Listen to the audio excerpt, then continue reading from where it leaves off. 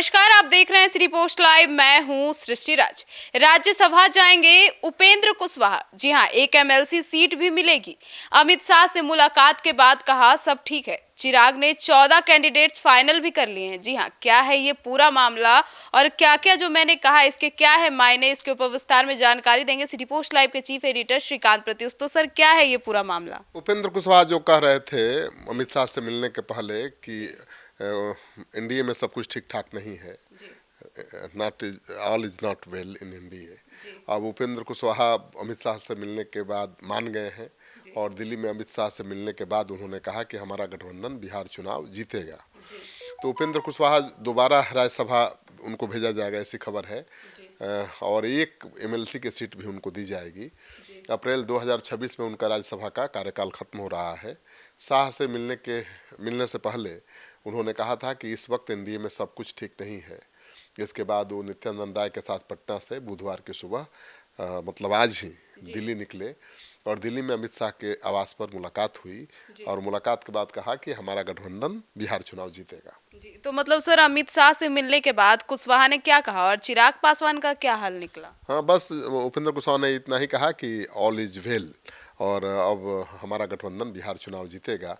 और इस वक्त एनडीए में सब कुछ ठीक नहीं होने का दावा करने वाले उपेंद्र कुशवाहा ने कहा कि अब हमारी ही जीत होगी। अब माना जा रहा है कि शाह से मुलाकात के बाद ऑल इज वेल है एनडीए में। और चिराग पासवान ने 14 कैंडिडेट को भी फाइनल कर दिया, आपको पता ही है।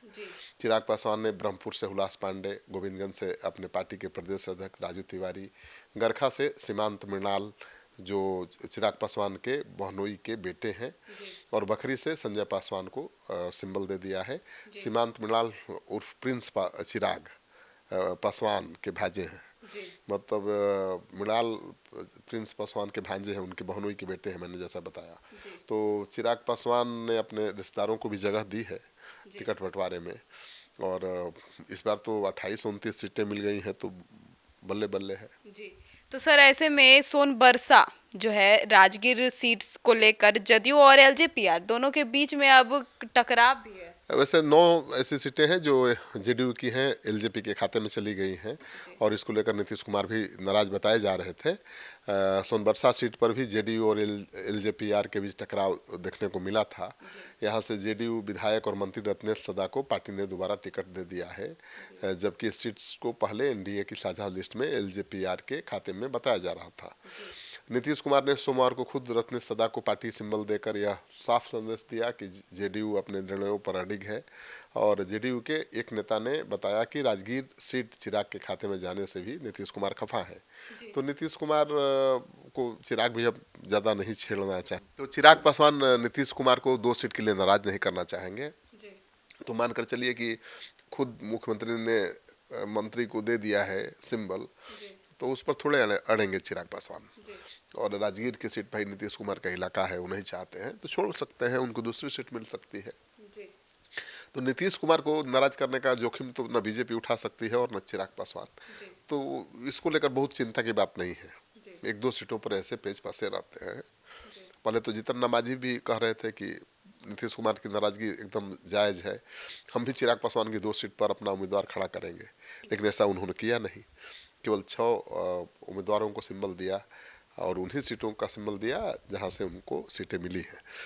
तो जीतन राम मांझी भी मान गए हैं, चिराग पासवान भी मान गए हैं, उपेंद्र कुशवाहा नाराज थे वो भी मान गए हैं। तो आप कह सकते हैं कि all is well in India.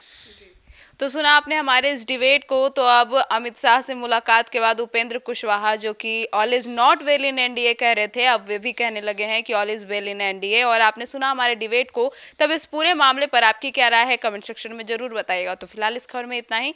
आगे की खबरों के लिए जुड़े रहिए हमारे साथ और देखते रहिए सिटी पोस्ट लाइव। धन्यवाद।